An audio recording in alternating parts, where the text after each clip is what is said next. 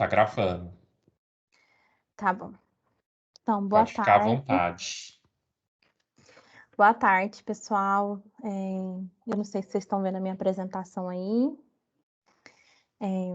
Meu nome é Jéssica. Eu faço mestrado na UFO, em Ecologia e Conservação de Recursos Naturais. O meu orientador é o Paulo Eugênio, mas quem está me orientando nessa disciplina é o Vini, né? E eu vou falar um pouquinho para vocês sobre os desafios da ciência, né, como pesquisador, e os desafios da ciência em geral, no mundo todo. Então, eu trouxe alguns desafios que foram os mais pontuados na minha pesquisa, né? E a gente vai discutir um pouco, eu vou trazer algumas informações, então vocês ficam abertos a querer complementar, querer perguntar, conversar, porque hoje vai ser mais um bate-papo mesmo sobre algumas dessas informações, né?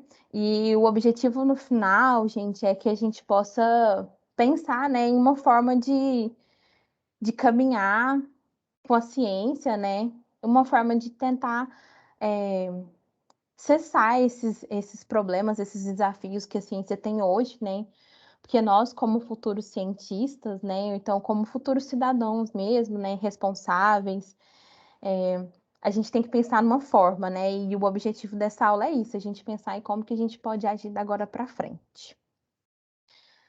Então, o primeiro tema que eu vou trabalhar hoje com vocês é o novo ou velho, desafios atuais da ciência e do pesquisador contemporâneo. Então, a gente não sabe nem por onde começar, né? Porque são vários os desafios, eu vou pontuar alguns dos principais e trouxe algumas informações para vocês para a gente ver como que o mundo está com relação à ciência, né? Então, nas minhas pesquisas, isso tem diversos artigos, eu não sei se vocês já sabem como pesquisar artigos, né? Mas se vocês tiverem alguma dúvida, eu posso ajudar. Eu não quis trazer os artigos para não ficar parecendo uma apresentação mesmo de mestrado, mas para ser uma conversa mesmo, né?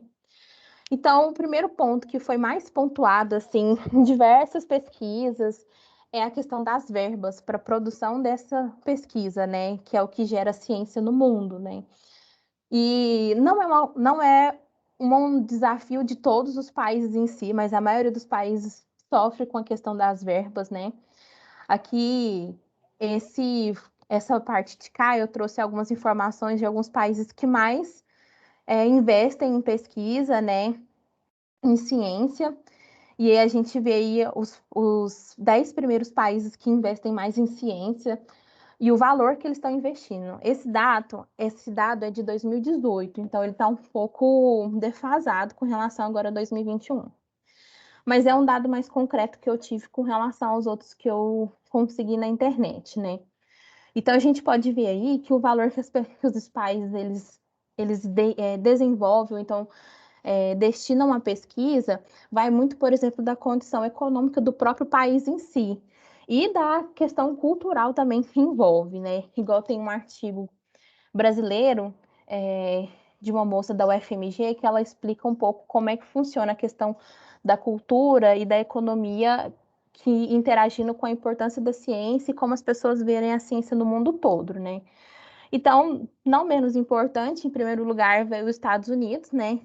Mas a questão dos Estados Unidos investir na ciência, ela já vem bem de antes, né? E ela teve um boom, assim, na Segunda Guerra Mundial, que foi quando os Estados Unidos acordou e falou: a gente precisa de cientistas, né? E começou a chamar cientistas do mundo inteiro. Então, a maior parte, tem uma grande parte significativa do corpo de cientistas e pesquisadores que estão nos Estados Unidos hoje, que não são de lá, que são de todos os lugares do mundo, né? Por lá ser um país que incentiva muito a pesquisa e a ciência, então muita gente sai de vários lugares do mundo. Aqui no Brasil também é um clássico, né? As pessoas saírem para ir terminar sua pesquisa lá, devido a incentivo à ciência lá, né? E também, outra coisa, outro ponto que foi muito importante para esses países foram a, o equilíbrio nas instituições que fazem as pesquisas nesses lugares. Existem tanto pesquisas realizadas pelo governo quanto pesquisas realizadas por agências privadas, indústrias farmacêuticas, entre outros lugares que realizam pesquisas de forma independente sem ser relacionado a verbas da sociedade, por exemplo.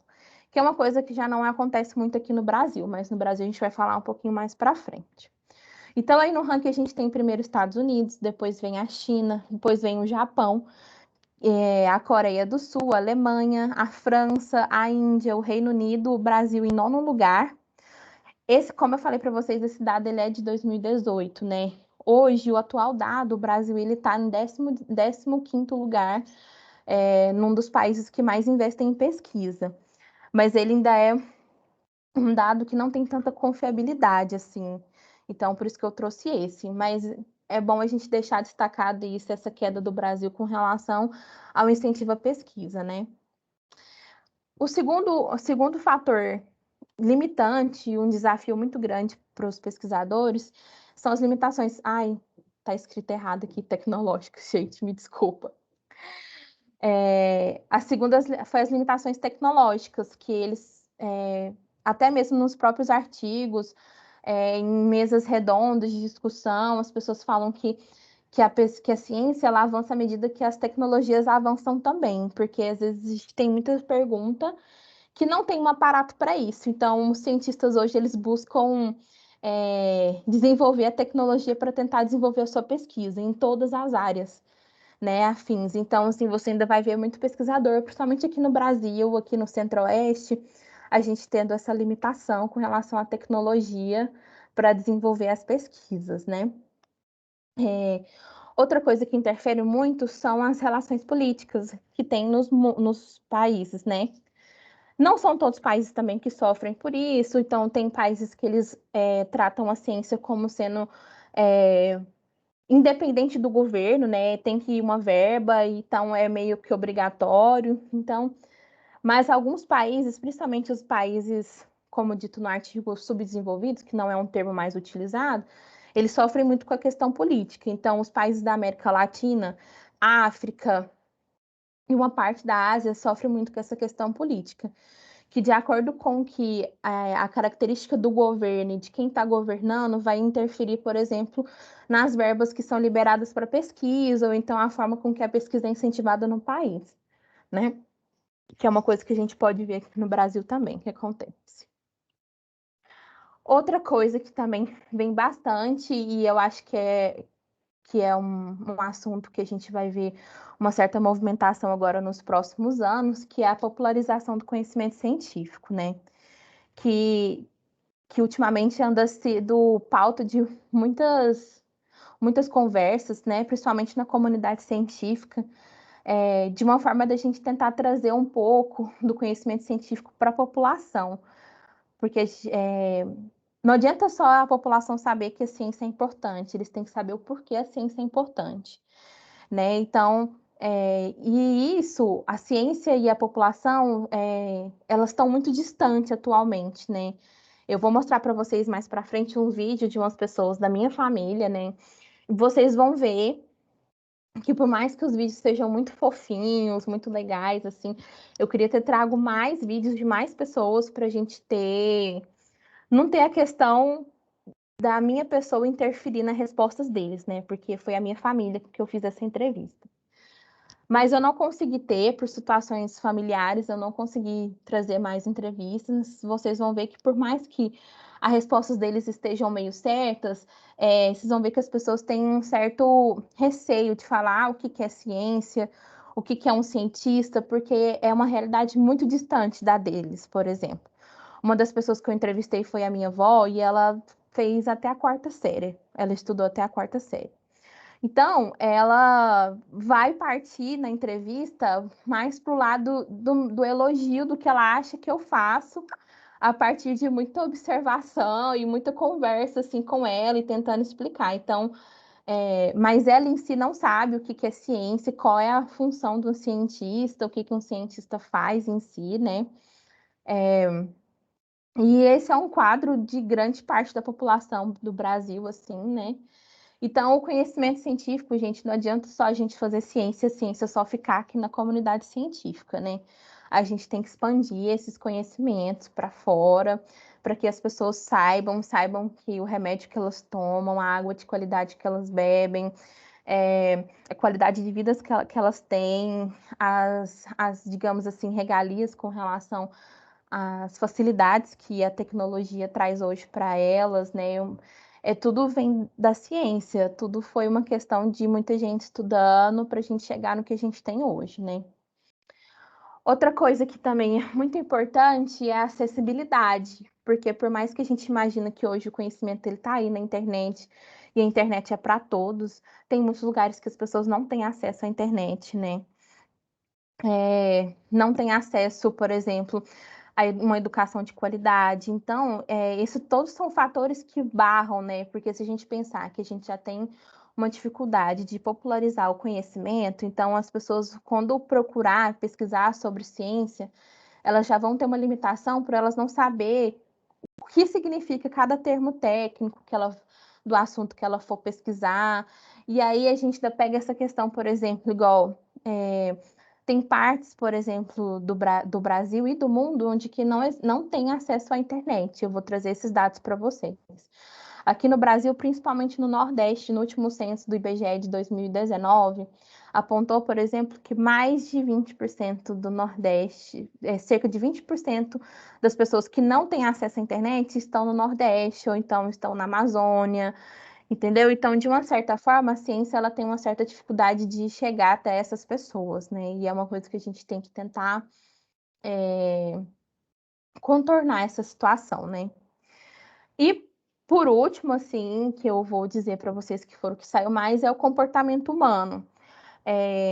Quando eu pesquisei sobre desafios da ciência, né, no mundo, os primeiros artigos que aconteceu foi de relação entre pesquisadores, né? Porque por mais que a ciência está acima de tudo, né, acima das nossas relações humanas, acima das nossas características ou personalidade, isso interfere muito, por exemplo, na produção da ciência, porque a ciência ela funciona em conjunto. Então, o que vocês mais vão ver durante o processo acadêmico de vocês, a estratégia, né, de vários pesquisadores é fazer parceria com outros pesquisadores, que você não tem tal microscópio, mas eu tenho, então vamos juntar, vamos tentar fazer isso. Então você tem conhecimento nisso, eu não tenho, para tentar sair uma ciência boa e de qualidade, né? Só que em muitos casos, por exemplo, questões como ego, como personalidade, como as pessoas gerarem barreiras, como as meninas vieram mostrando nas aulas passadas, né? Que tem certos grupos que estão inseridos nas ciências, mas que eles têm uma certa dificuldade para atingir, conseguir fazer ciência de qualidade, né? Um grupo desses são as mulheres. Então, o comportamento humano em si prejudica, por exemplo, o avanço da ciência, e é uma coisa que a gente não pode deixar que aconteça, né? Um dos artigos que apareceu para mim, por exemplo, foi a relação orientando e orientador. Aqui no Brasil, também é um artigo que foi realizado na revista da UFMG, que fala sobre pós-graduação e ciência no Brasil.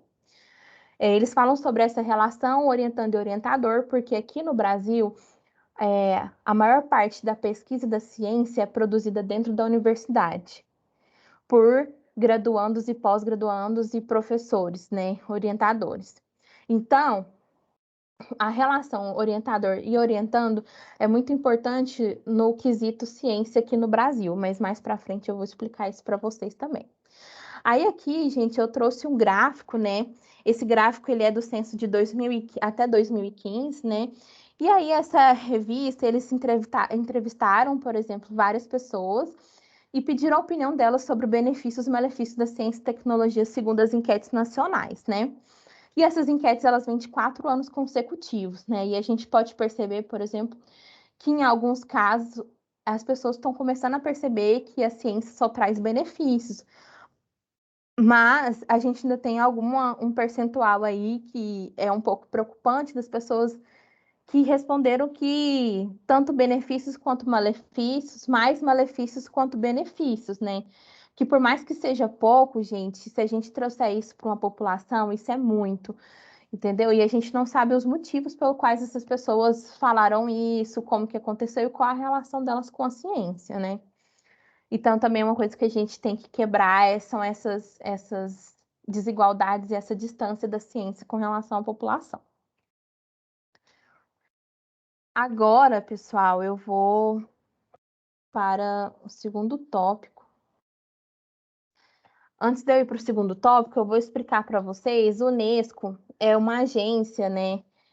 É uma central que observa, né, a evolução da ciência no Brasil e também no mundo, né? Então, eles trazem bastante informações sobre isso, sobre os avanços da ciência, as verbas destinadas à ciência no mundo, como cada país, eles trazem informações de cada região, de cada país, de cada cidade, de cada país, quanto eles estão investindo em ciência, em educação, né? E aí, esse censo daí, pessoal, foi de 2015. Se vocês quiserem dar uma entrada, entrar depois no site da Unesco, né? Para dar uma olhadinha, eles têm disponível esse relatório que eu estou mostrando para vocês algumas imagens, né? E eles fizeram uma estimativa para 2030. Como vai ser a ciência em 2030? Como a gente acha que vai ser, né? Então, nesse relatório de 2013, eles observaram que no mundo havia, em média, 7,8 milhões de pesquisadores no mundo em 2013, né, no último censo. E a maior parte desses pesquisadores vinham de 5 países diferentes, que são China, Europa, Japão, Rússia e Estados Unidos, que junto tomam 72% dessa quantidade de pesquisadores no mundo. E uma coisa que não é tão boa, né? Uma perspectiva que não é tão boa, é que na América Latina, onde inclui o Brasil também, somente 3,6% dessas pessoas, desses 7,8 milhões, vêm da América Latina e 2,4% da África, né?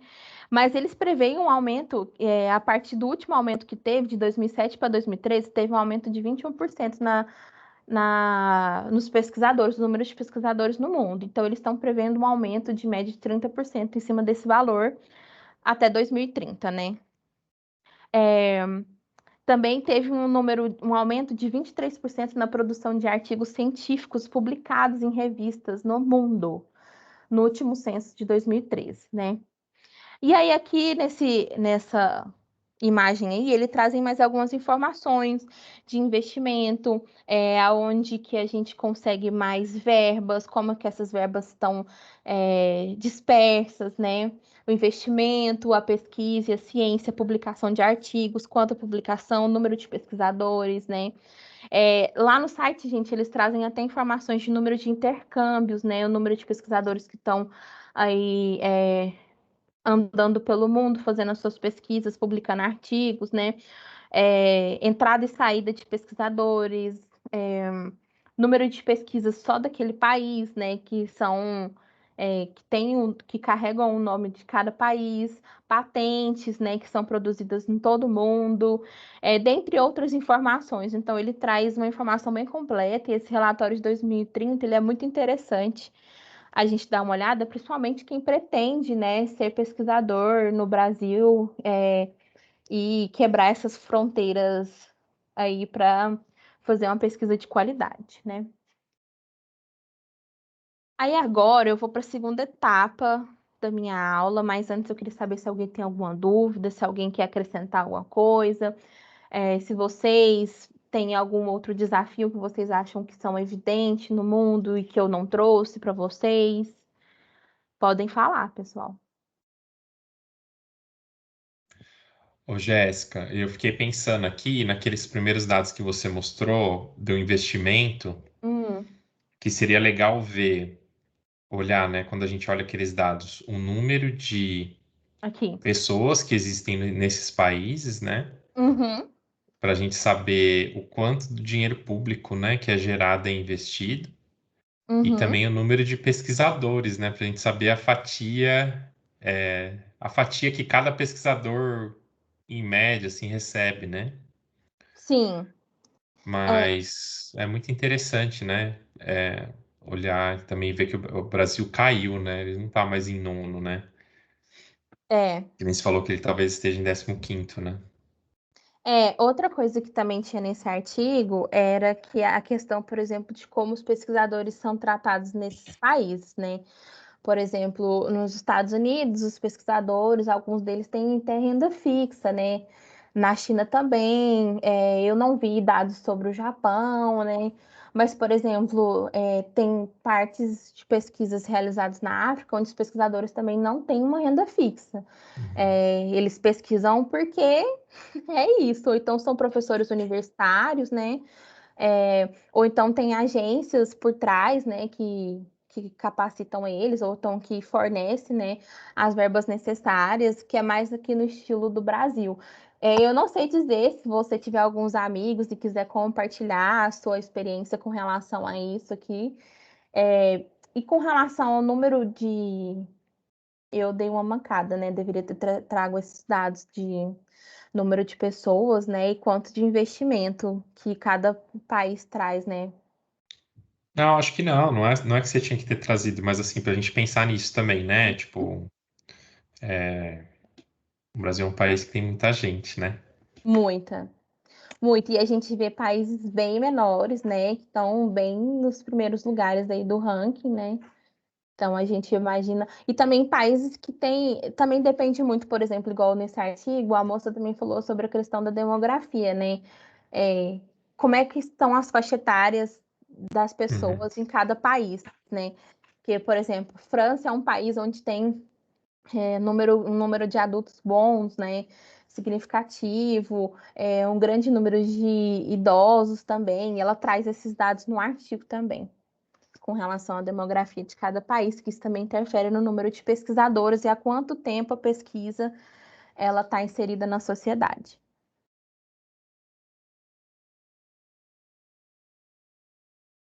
Gente, vocês querem falar mais alguma coisa, Lilian?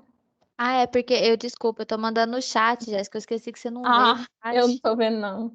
Então, esqueci, né? Que eu tava comentando isso mesmo, assim, que o Vini falou, é legal de pensar, porque mesmo aqui no Brasil, né, pode ter o tanto, e aí, dependendo da região, vai variar bastante o quanto de recurso chega, sabe? Tem uma Aham. concentração muito grande de pesquisadores no Sudeste, né?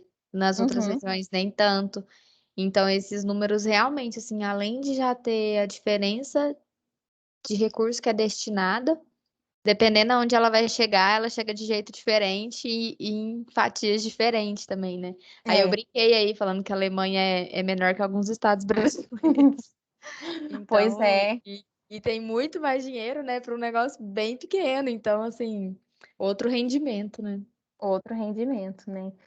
É, também nesse artigo, né, eu achei esse artigo bem interessante, porque é um artigo de revisão que ela traz, ela mistura a questão da ciência com a história de cada país, porque que eles prováveis indícios porque eles estão nos primeiros rankings, né? Depois eu posso até disponibilizar para vocês.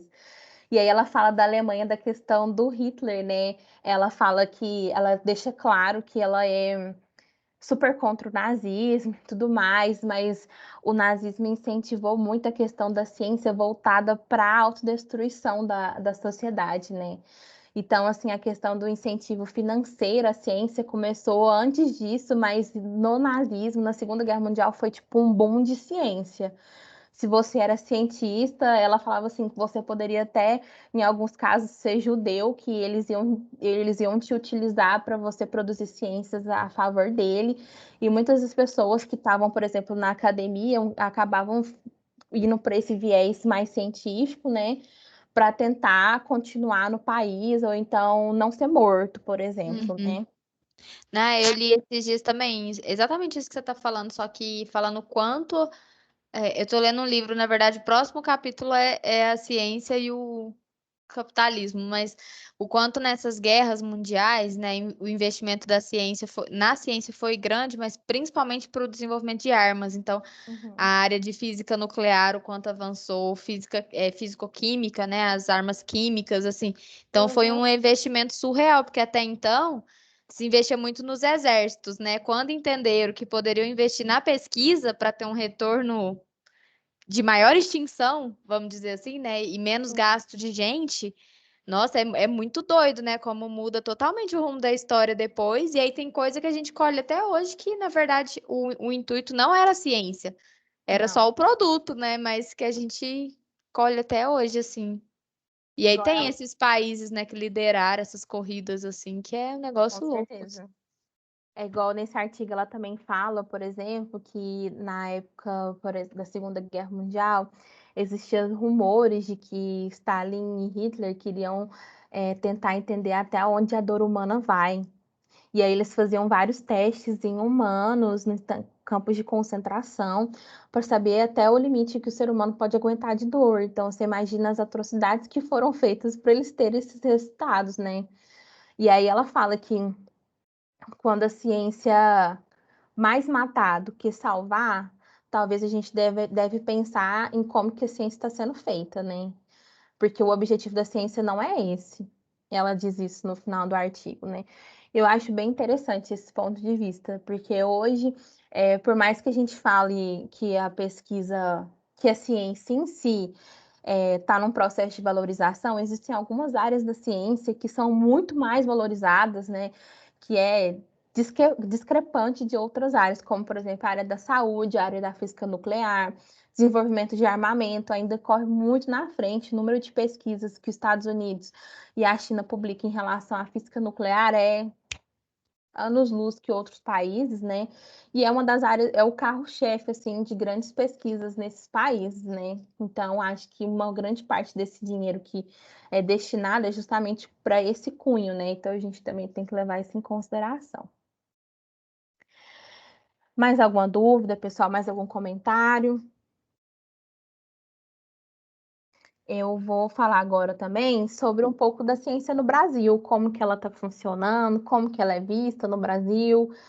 É, o meu objetivo aqui é levar vocês a pensarem como que a ciência ela é feita no Brasil, né? Os desafios, como que ela é vista no Brasil, né? Tentar tirar de lado um pouco dessa polarização política, né? Desse cunho político. Mas acaba que no final a gente vai ter que falar um pouco sobre isso, né? Então, se vocês quiserem comentar qualquer coisa, tá bom? Então, eu trouxe aí para vocês uma lei, né, da atração, que foi do Coulomb, que todo mundo que e vai estudar ou já estudou na vida ou sabe, né, da questão das cargas positivas e negativas, se elas atraem ou se elas se repelem, né? E a ciência e o Brasil, eles se atraem ou eles se repelem com a situação atual, né? Então, eu vou trazer para vocês alguns dados de como está andando a ciência no Brasil nos últimos anos, né? Os dados que eu peguei foram a partir de 2018 para cá, porque teve grandes mudanças nesse período, assim, eu diria que a partir de 2016 para cá, a ciência tem sofrido grandes mudanças, né, drásticas, na sua produção aqui no Brasil. Então, eu trouxe algumas informações para vocês. A mais interessante é que 90% dos artigos publicados foram gerados em universidades públicas aqui no Brasil. Então, a gente vê aqui que as universidades elas têm um grande peso, na produção da ciência do Brasil. Outra coisa que eu fiquei, assim, de uma certa forma, observando que poderia gerar isso, é que as universidades particulares, elas tomam cerca só de 2,3% da publicação de artigos. Então, para a gente ver que a especialização de cada órgão, né, de cada estrutura que o Brasil está gerando, né? Igual nesse artigo também, a moça fala assim que as universidades públicas têm mais como objetivo fazer ciência porque não existe agências que fazem ciência a não ser as universidades públicas. A gente tem poucos, por exemplo, o Butantan, a Fiocruz, mas são bem poucos, assim. Isso se você pensar na carga de cientistas que saem formados das universidades públicas, né? São poucas agências, entendeu? Então, o nicho do cientista no Brasil, ele é um nicho. Ele não é tão apertado por conta dos próprios desafios de você ser cientista no Brasil, né? Que é o que eu entro no segundo ponto, que é o baixo salário, né? Que na verdade nem é visto como salário, o cientista no Brasil, ou ele tem bolsa, ou ele tem um financiamento, alguém que financia ele. E isso nem é considerado um salário para quem é de fora. Então, um cientista ele também sofre muito preconceito, que escuta muito, nossa, mas você só estuda, quando você vai começar a trabalhar? Né? As dificuldades para conseguir financiamento, gente, porque infelizmente, gente, a ciência, em grandes partes, ela acaba que é caro para você fazer ciência em alguns pontos, assim, porque as nossas tecnologias, os nossos pensamentos, eles estão sempre em constante evolução. A ciência não é um dogma, né? Então ela está sempre evoluindo, né? No sentido das mudanças no geral. Então, cada vez mais as metodologias elas estão ficando mais, como é que eu te falo? Mais robustas, né? Mais cheias de detalhes, né? Com mais curiosidades. Os cientistas eles estão trazendo hipóteses assim que necessitam de um financiamento para que isso seja feito, né? E esse é um preço, né, que a gente paga por querer fazer uma pesquisa de qualidade. Em alguns casos, não são todos os casos, né? Tem alguns casos que a gente consegue fazer a pesquisa com um número menor de verba, né? Mas até para você investir, né?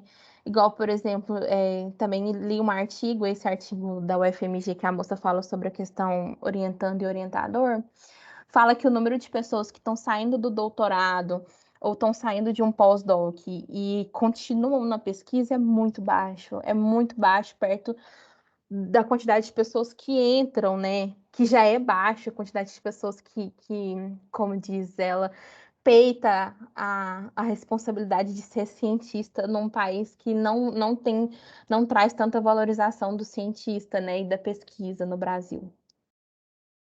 Então, um outro ponto que tem sido bem falado aqui no Brasil, né, é que de 2018 para cá, gente, na verdade, eu acredito que isso seja bem antes de 2018, a saúde, ela se sobressai em qualquer outras áreas, sobre qualquer outras áreas, né? Então, a saúde, ela toma mais de 50% da verba que é destinada à pesquisa e ciência no Brasil. A gente entende, de uma certa forma, a importância, né, desse investimento e tudo mais. Só que se a gente pensar a saúde e pensar em várias outras áreas que também precisam do investimento, as outras áreas acabam ficando um pouco defasadas com relação a isso, o que pode dificultar, e aí as pessoas acabam gerando o que a gente chama de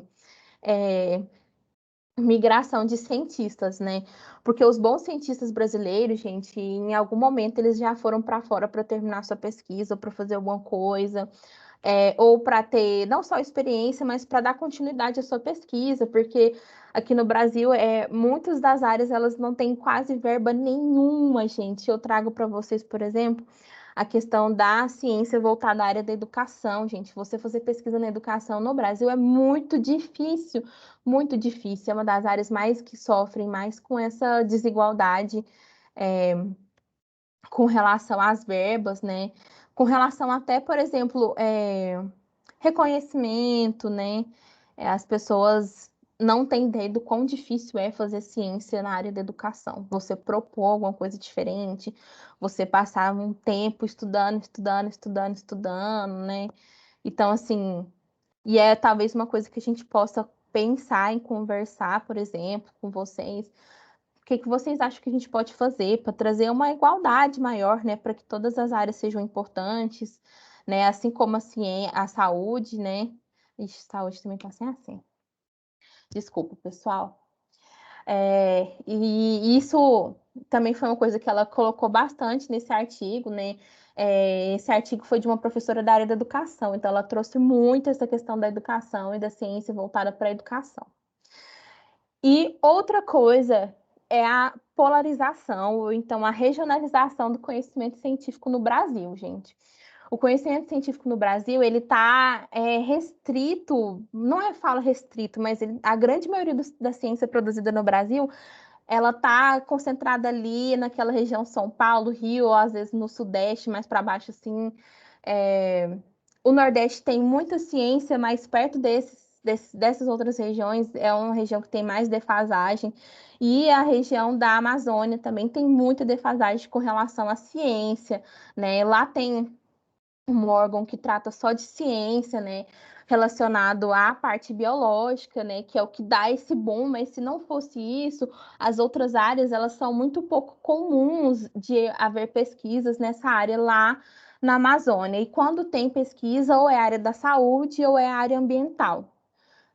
Que são as que mais saem em artigos publicados, que a gente vê mais desenvolvimento e tudo mais. De resto, assim, gente, quase não tem outras pesquisas nesses ambientes, nesses lugares, né? E o ranking de pesquisa no Brasil está ligado diretamente a essas duas universidades, que é a USP e a Unicamp, que ganham disparadamente de outras universidades em questão de incentivo à pesquisa, né? De publicação, de experiências internacionais, de contatos internacionais, né? Essa moça ela até brinca que parece que as pesquisas de peso são produzidas nessas universidades. E, por exemplo, se você é um bom pesquisador no Brasil, basicamente você tem que sair, por exemplo, do seu centro-oeste e passar por esses ambientes, por esses lugares, para que você consiga dar continuidade. Foi basicamente isso que ela deixa escrito assim no artigo, né? Então, o que a gente pode fazer para equilibrar a ciência no Brasil, né? O que a gente pode fazer para trazer mais e mais essas pessoas, né, para cá e deixar essas pessoas aqui, porque se a gente souber o quanto de cientista que sai daqui, é fora do comum, assim, né? Então, aqui eu trouxe para vocês duas imagens, né, que mostram para vocês a distribuição das pessoas que acessam a internet em cada região, né? E aí a gente pode ver que o Centro-Oeste tem uma quantidade boa de pessoas assim que acessam a internet, pelo visto, pelo número de pessoas que não acessam, né? Mas o mais gritante é o Sudeste e o Nordeste, gente, onde é que o número de pessoas que não acessam a internet é muito grande. Então, é muito difícil a ciência conseguir acessar, né, esses lugares, assim, onde é que não tem internet, porque a grande parte da ciência, da comunicação científica, acontece via internet, né? E nesses lugares, por incrível que pareça, até as áreas da saúde têm uma certa dificuldade de chegar nesses ambientes e conversar com a população desses lugares. Então, essas pessoas, grande parte dessas pessoas não tem muito contato com a ciência.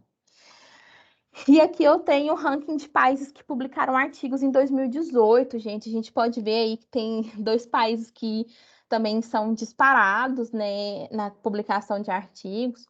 Os outros países mantêm mais ou menos uma quantidade parecida, né, de publicação de artigo, mas isso ainda é muito preocupante, porque significa que a grande parte da ciência que é produzida, ela está só ali naqueles 2 países, né, nem de tanto que é produzida, mas que é publicada. E se você não publica, você não faz ciência, né? Porque a ciência tem que ser para todo mundo, não é só para você, ou para o seu grupo de estudo, ou só para a sua universidade ali, né? Ela tem que ser compartilhada, porque senão não é ciência, né? Então, assim, a gente tem que se preocupar bastante com essa questão dessa compactação da ciência só nesses 2 ambientes, nessa publicação, né, dos artigos nesses 2 países, né? E tentar gerar mais equilíbrio, que os outros países tenham mais capacidade, né, de publicar as suas pesquisas, né, pesquisas de qualidade, ter condições para fazer essas pesquisas de qualidade, né, no Brasil.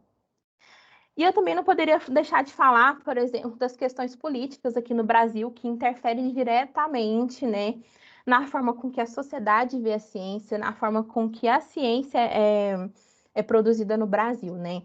Então, a ciência ela tem vários altos e baixos, né, durante esses períodos políticos, né?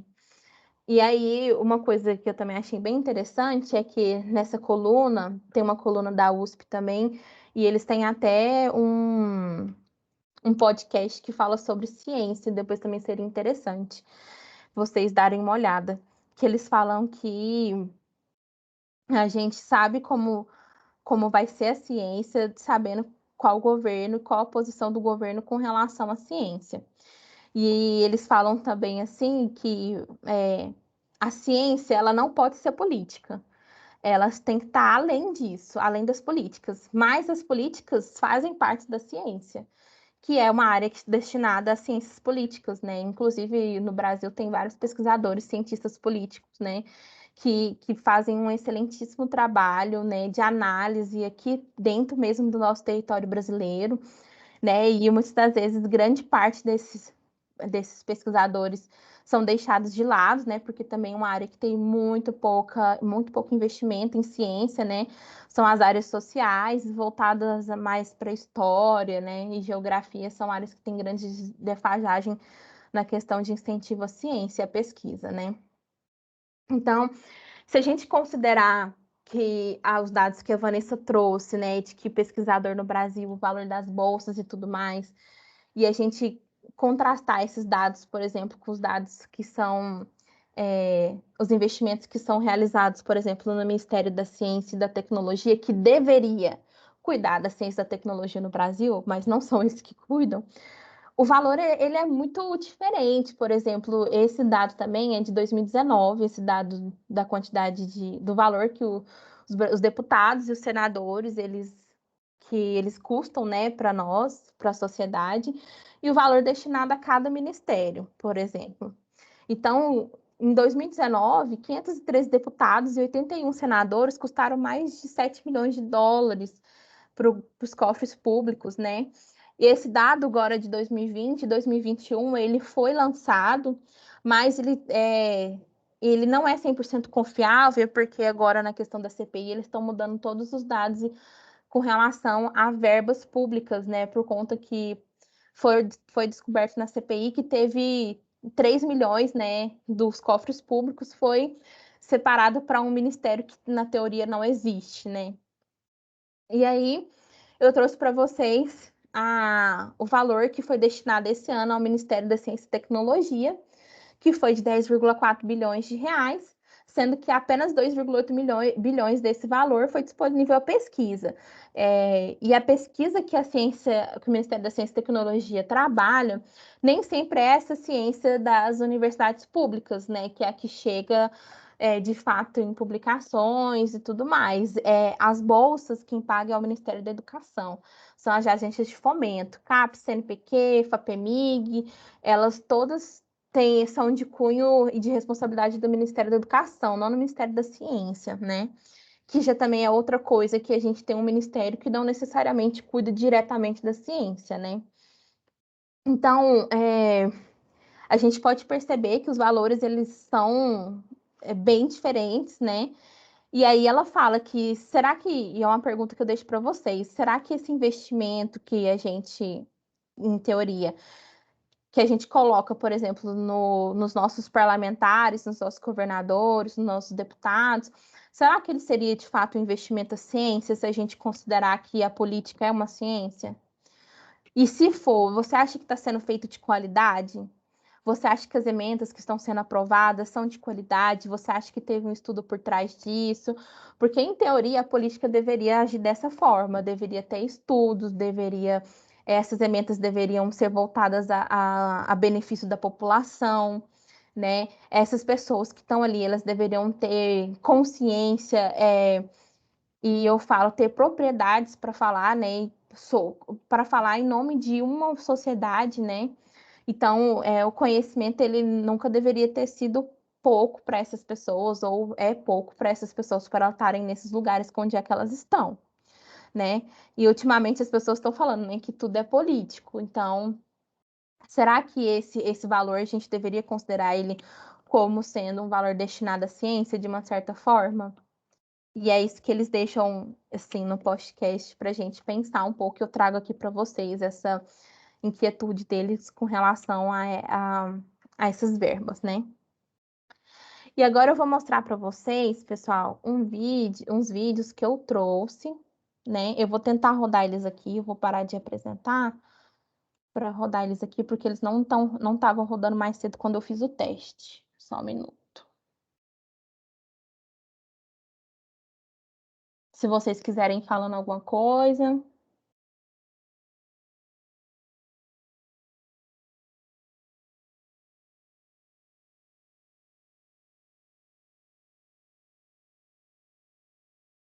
Acho que eu nunca tinha parado para pensar que a gente tem um Ministério de Tecnologia e Ciência que não financia tecnologia e ciência.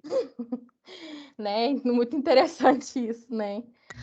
Deu uma travada aqui agora. Ai, peraí que eu quero ver a conversa de vocês no chat aí.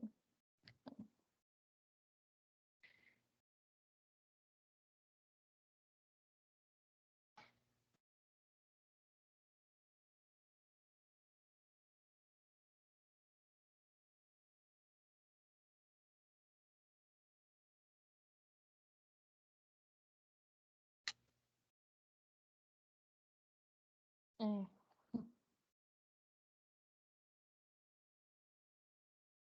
Então, pessoal, eu tô tendo um problema na hora de rodar os vídeos. Então, eu vou abrir eles no meu WhatsApp, que eu enviei eles pro celular do meu namorado. E aí a gente vai assistir por lá. Se vocês não se importarem, né? Eu não sei se vocês vão conseguir ver. Peraí. Vamos lá.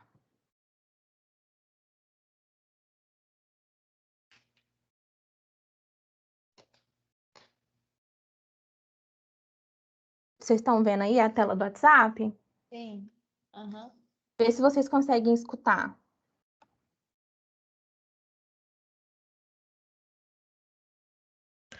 Não tá dando para escutar, Jéssica.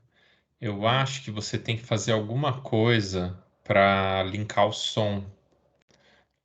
Aí no Teams, Porque vai lá aqui. na sua página do Teams Ah, e coloca o seu mouse assim para cima na tela do computador e vai abrir um pop-up assim em relação ao som. Não apareceu nada? não. Hum. Deixa eu ver aqui. Porque mais cedo eu tava com esse mesmo problema. Não tava escutando eu colocando na aula.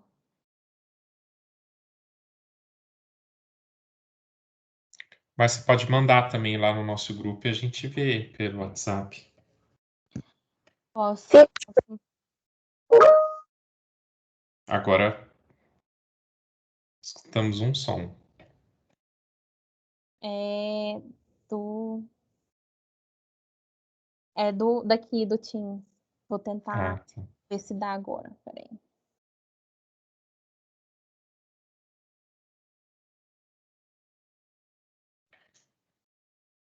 Vamos ver.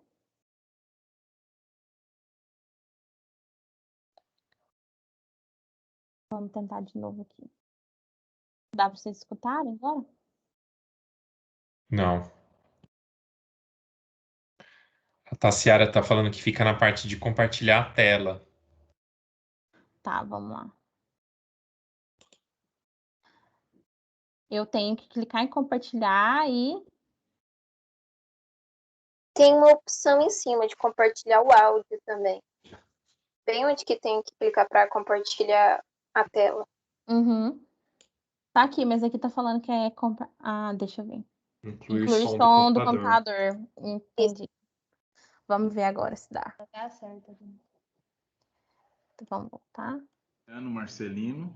Isso.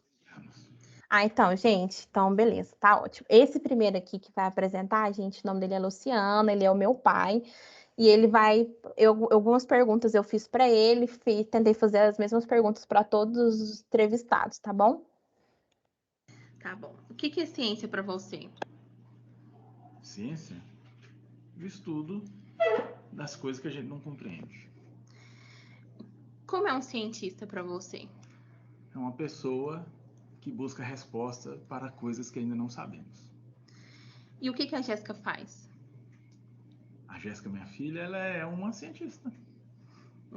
Entendi. Você já respondeu a terceira e quarta pergunta. Então, você acha que a Jéssica é uma cientista? Acho que sim. E você acha que a ciência é importante? Eu acho que sim. E você acha que a ciência é valorizada no Brasil? Eu acho que sim. Por que você acha? Eu acho que talvez não tanto como deveria, mas é valorizado sim. Entendi, muito obrigada. Pronto, pode falar. Boa tarde, eu sou a mãe da Jéssica, me chamo Fabiana, tenho 43 anos. Então vamos lá. A primeira pergunta: o que é ciência para você? Ciência é tudo que há no mundo, tudo há uma explicação, um estudo. Entendi. Como é um cientista para você? Como é? É uma pessoa que estuda todo tipo de propriedade, de massa, na verdade. O que eu faço, Jéssica? Eu sou uma bióloga que gosta de trabalhar, no momento, está trabalhando com plantas. E você acha que eu sou uma cientista? Sim, com certeza. Se você estuda sobre ela, você pesquisa, é um cientista. Você acha importante a ciência? Muito. É primordial na vida do ser humano hoje. Primeiro Deus e segundo cientistas e médicos, né? E você acha que aqui no Brasil tem a valorização da ciência? Não, não tem. Entendi, muito obrigada. E tenho 12 anos. Isso. Esse aqui é meu irmão, Marcos Vinícius, é porque a gravação ficou um pouco cortada. O que é ciência para você, Marcos Vinícius? O modo de evolução humana. Entendi. Como é um cientista para você? Como você imagina um cientista?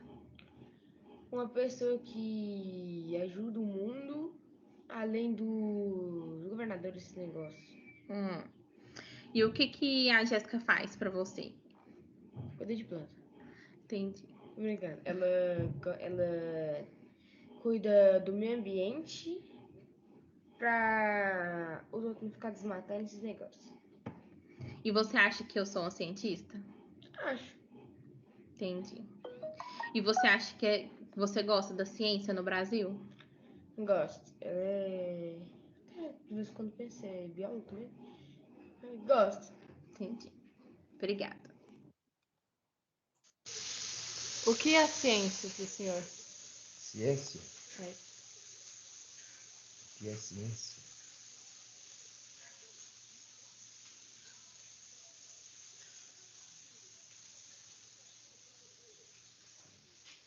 Responde o que o senhor achar que é, não precisa estar certo. Uma vida. Como você imagina um cientista? Como é um cientista para o senhor? Cientista. Cientista. Cientista é uma pessoa culta, que estudou muitos anos e adquiriu conhecimentos maiores do que a gente. O que a Jéssica faz? A Jéssica? É. A minha neta, ela lida com a natureza e depois passa isso para os seres humanos, que é a experiência dela, mexendo nos campos e olhando as plantas. O senhor acha que a Jéssica é uma cientista? No devido lugar, para mim, ela é como uma cientista, que ela anda pelos matos, pelas matas, à procura de as raízes, as plantas medicinais que um dia serão um remédio para as nossas doenças.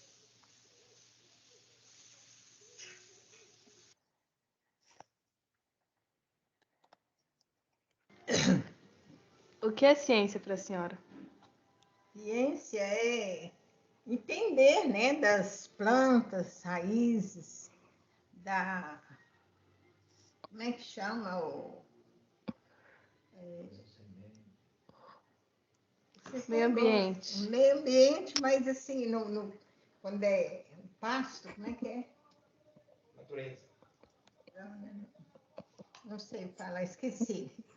Então, Como é um cientista para a senhora? o cientista é saber, né, entender, saber as coisas naturais das plantas, para que serve, para que não serve, e ter mais carinho com as plantas. Eu acho isso. E a Jéssica vai dar uma ótima Cientista. O que a Cientista. Jéssica faz para a senhora? O que você acha que a Jéssica faz? Ah, pesquisa, né? Faz pesquisa, faz. Ela adora ficar no meio do mato fazendo. Eu não entendo muito disso, não. Eu só sei que ela vai ser uma grande. Você acha que a Jéssica é uma cientista? Eu acho. E vai aprender muito mais e vai dar muito mais dela para a natureza, porque ela gosta. Então, as pessoas que gostam, elas vão fundo nas pesquisas, gosta de fazer as coisas, o que está fazendo, gosta, tem amor. Então, vai dar uma bela profissional.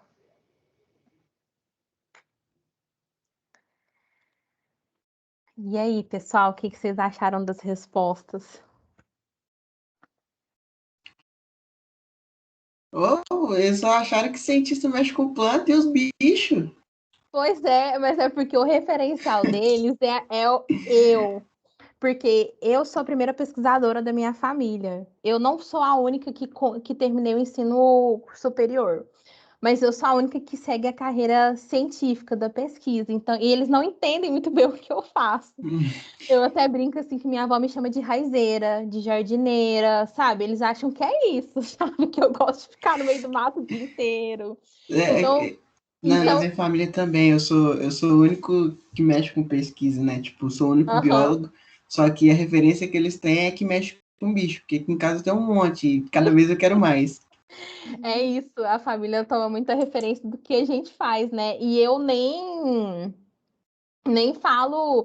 trabalho com plantas medicinais propriamente dita, né? O meu trabalho é na parte de reprodução de plantas, né? E aí cada um traz conhecimentos que eu passei para eles. Igual, por exemplo, meu irmão fala que eu trabalho com o meio ambiente porque eu fico pegando no pé dele para ele não jogar lixo na rua, para ele não fazer. Então, cada um traz seu referencial, entendeu? Mas podem falar mais. Quem mais achou interessante? O que vocês acharam?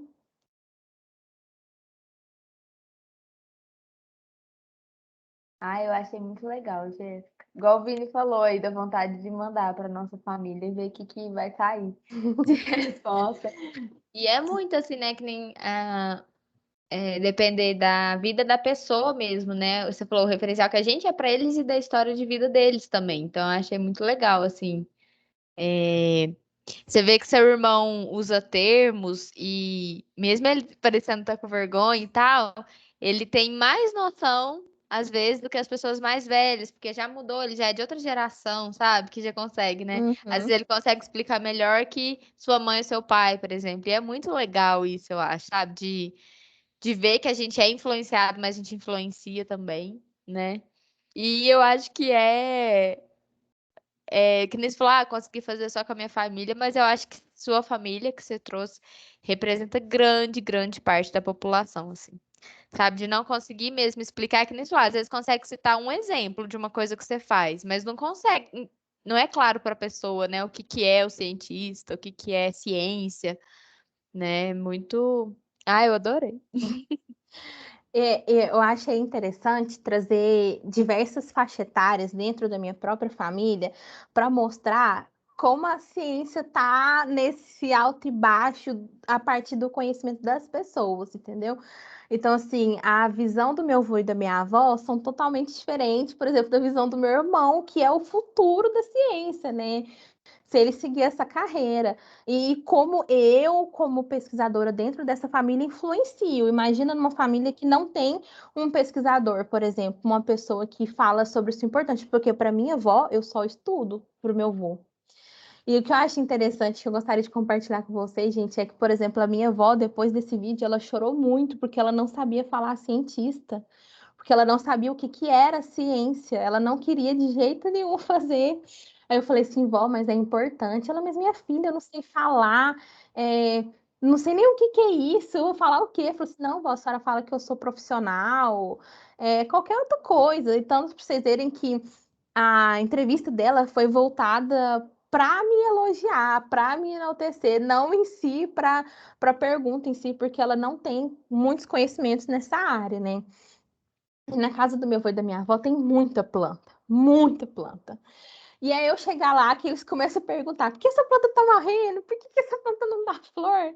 Minha avó tem umas 30 orquídeas, ela quer saber por que as orquídeas não dão flor, e fica enchendo as orquídeas de água todo dia, e eu tenho que saber, porque se eu não souber, eu não sou bióloga, eu não sou pesquisadora, entendeu?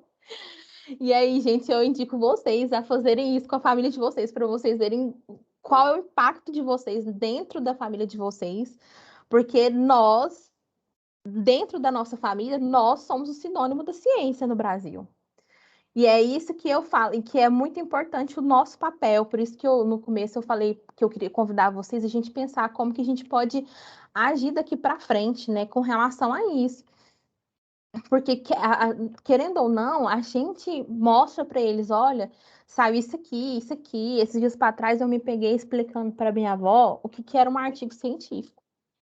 Porque ela perguntou assim, de onde que eu tirava tanta certeza nas coisas, porque a gente estava conversando justamente sobre uma questão de política.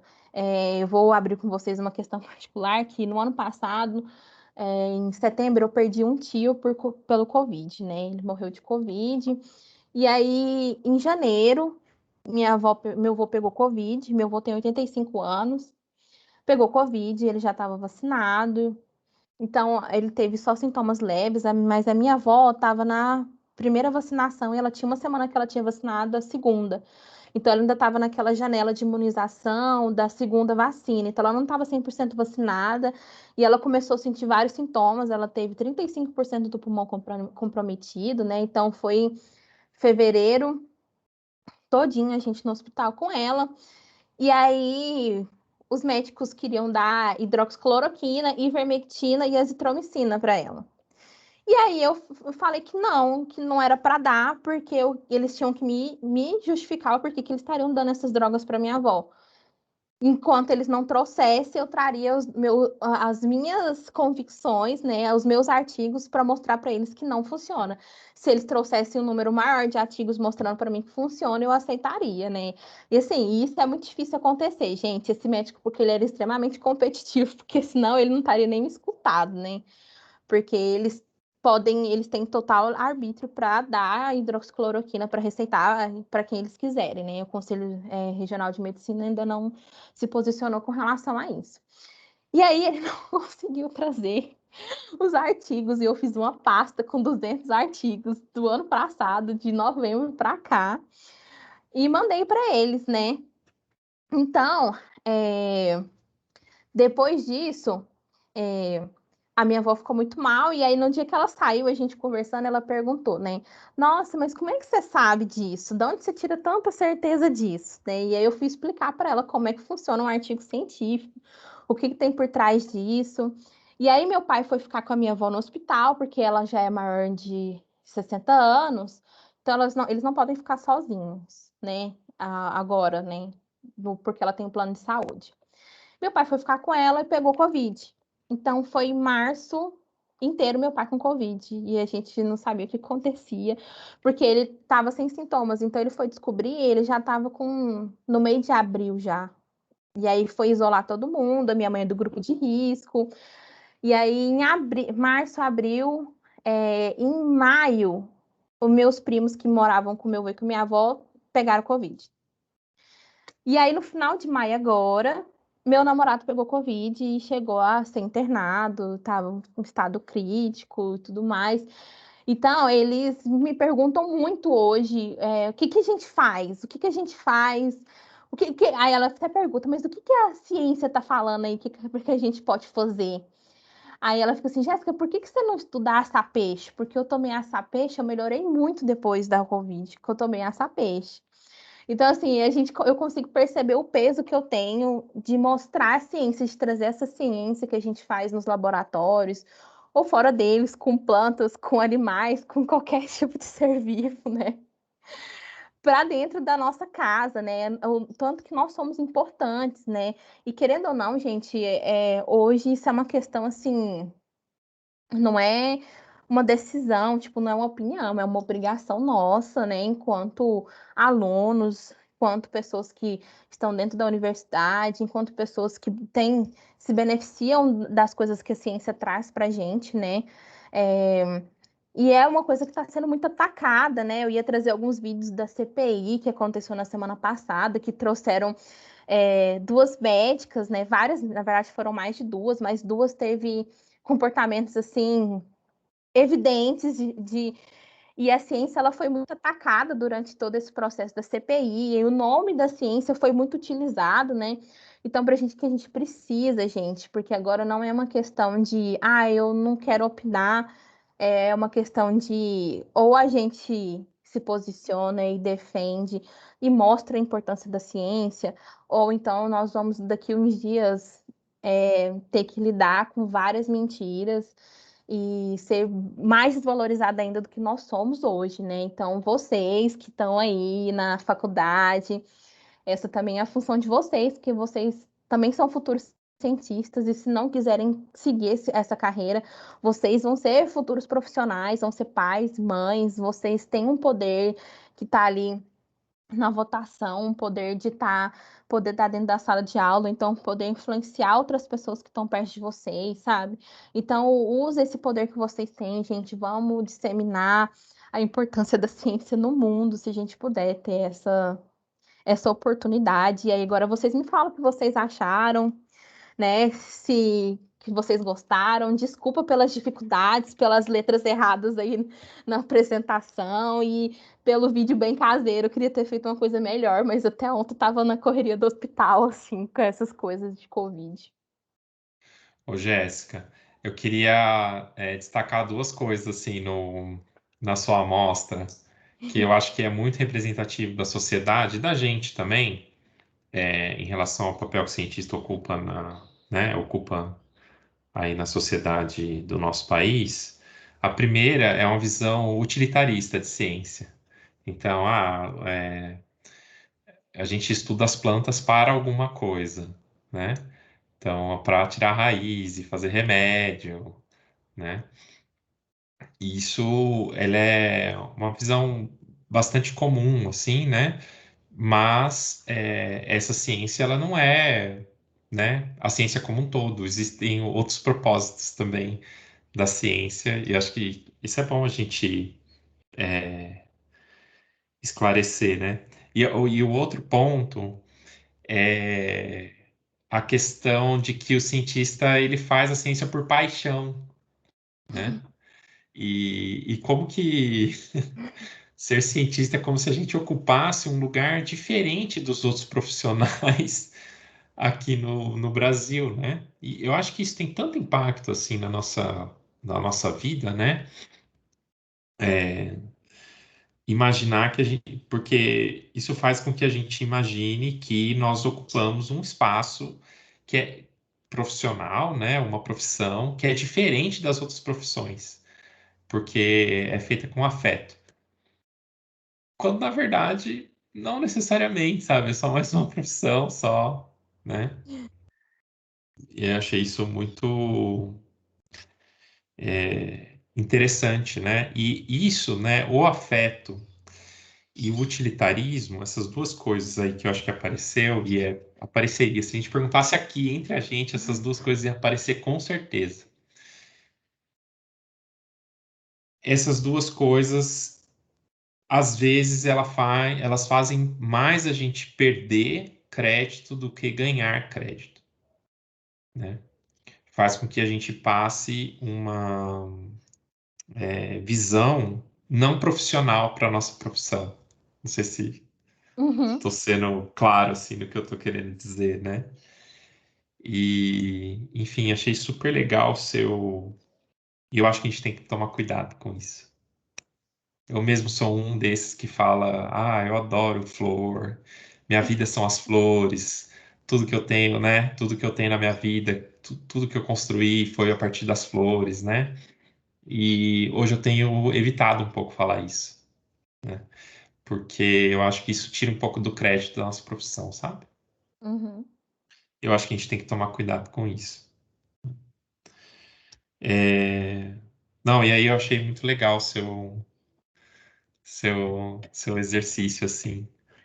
Foi muito massa. É, E ele vai dar uma ponte boa aqui para a gente falar da nossa próxima atividade.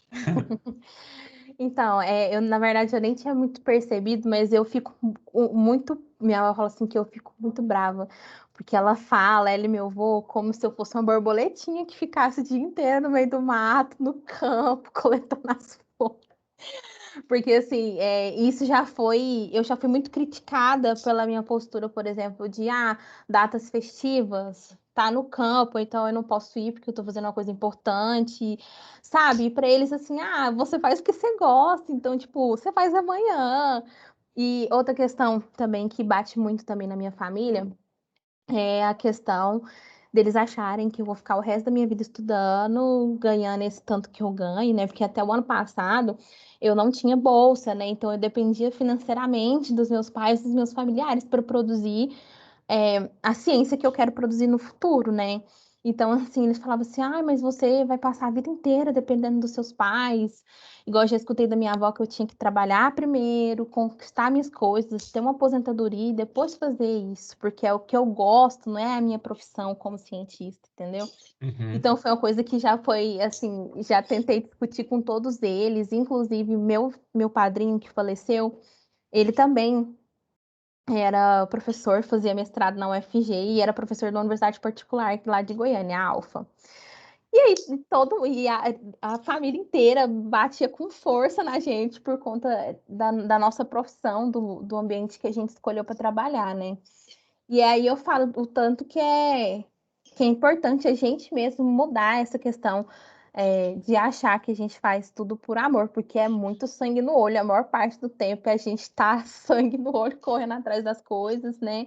E a gente nunca tem uma certeza, né? Enquanto a gente não passa, por exemplo, nas poucas opções que a gente tem como cientista no Brasil, ou é um professor universitário, ou você assina carteira com uma dessas agências, se você continuar sempre na linha das bolsas, você nunca vai ter uma certeza, sabe? Eu vou comprar uma casa? Vou, mas amanhã eu posso não ter bolsa. Eu vou comprar um carro, mas amanhã eu não posso não ter bolsa.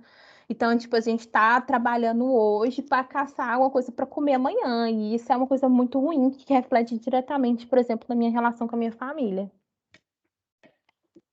Sim, esse lugar que a gente ocupa, ele reflete no que a gente está vivendo hoje, né? A gente está vivendo uma crise aí e mais do que nunca, a gente precisa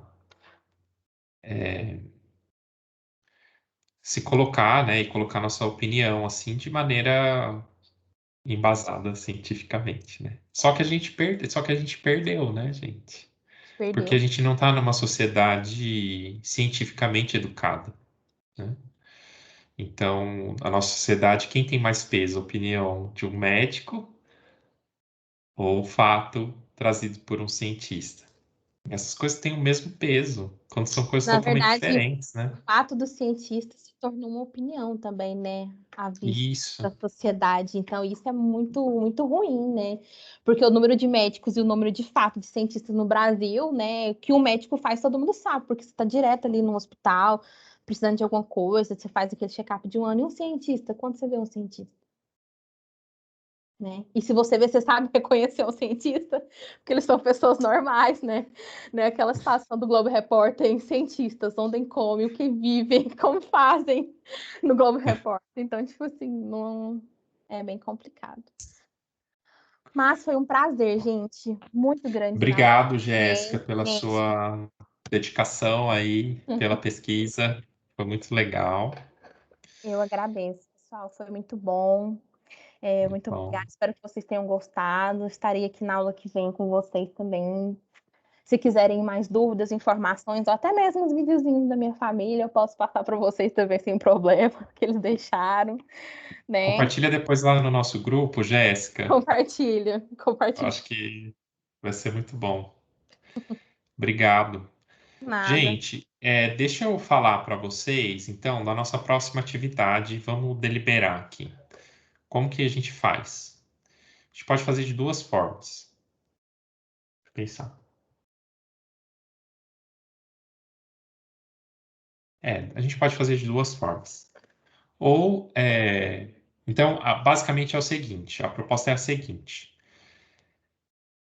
Eu vou passar para vocês 4 questões do dia a dia, tá? 4 dúvidas que pode ser dúvidas assim que os nossos familiares vão perguntar, tá? E eu quero saber a opinião de vocês, né? Só que eu quero saber a opinião de vocês como cientistas.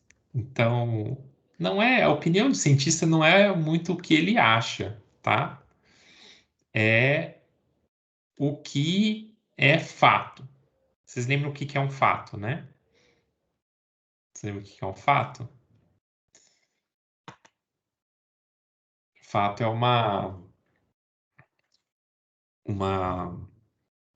é um fenômeno que é facilmente verificado, né?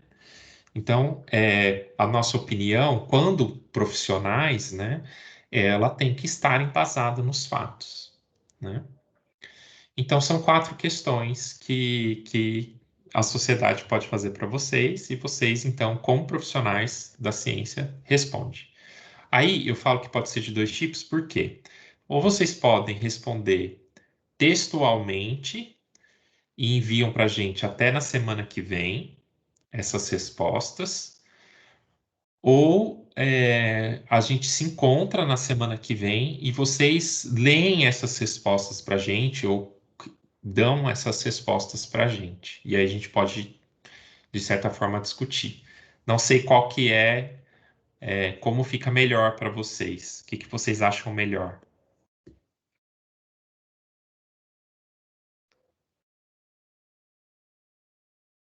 E aí eu, Jéssica, Lilian e Vanessa, a gente vai avaliar, né? Vai ler, vai avaliar e aí vai sair uma nota.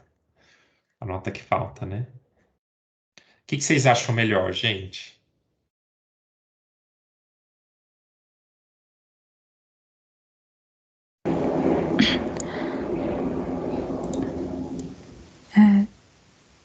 Responder, não? Não, e mandar para vocês? Tá, escrito. Aí qualquer coisa a gente discute um ponto ou outro na aula. Tá. Então a gente continua se encontrando na semana que vem, tá? De uma forma ou de outra. Tá bom, então. Aí eu também, assim, para não ficar no vácuo, eu vou dar a questão e vou sugerir que vocês assistam um filminho na Netflix, tá? Sobre cada tema. Aí eu vou colocar as perguntas aqui no chat e a sugestão para vocês assistirem. E depois eu mando lá no grupo. Ó, a primeira pergunta é essa daqui. Ops. Ficou meio longo aí, porque eu mandei o link, tá? Então, a primeira pergunta é: as pessoas elas podem escolher se serão vacinadas ou não? Então, quero a opinião de vocês como cientistas, tá? E a sugestão é que vocês então assistam esse episódio aqui do Explicando que chama Corrida por uma Vacina. A segunda questão é essa daqui. O DNA humano pode ser projetado? Então, a gente pode, quando a gente, né, quando tem um filho, a gente pode ir lá e falar, não, eu quero meu filho tenha olho azul, olho verde, sei lá. Vocês acham que a gente pode fazer isso? Não é? Entendeu? Vocês acham? Mas aí qual a opinião, né, como profissional da ciência? A terceira pergunta. São as mesmas do ano passado. Não sei se tinha alguém ali do ano passado. A espécie humana é monogâmica? Então, a nossa espécie forma parcerias únicas. E, por fim, os animais eles têm que ter direitos também? Direitos legais perante a lei? Cadê o Ed Hermes? Está aí? O Ed Hermes não é para fazer um tratado, hein, Ed Hermes? Não sei se ele está aí. Então aí tem o link para vocês assistirem, mas vocês podem buscar outras fontes também para embasar essa opinião profissional de vocês, tá? E aí vocês mandam então por escrito para a gente até na próxima segunda-feira, tá? Até a hora da aula. Maravilha?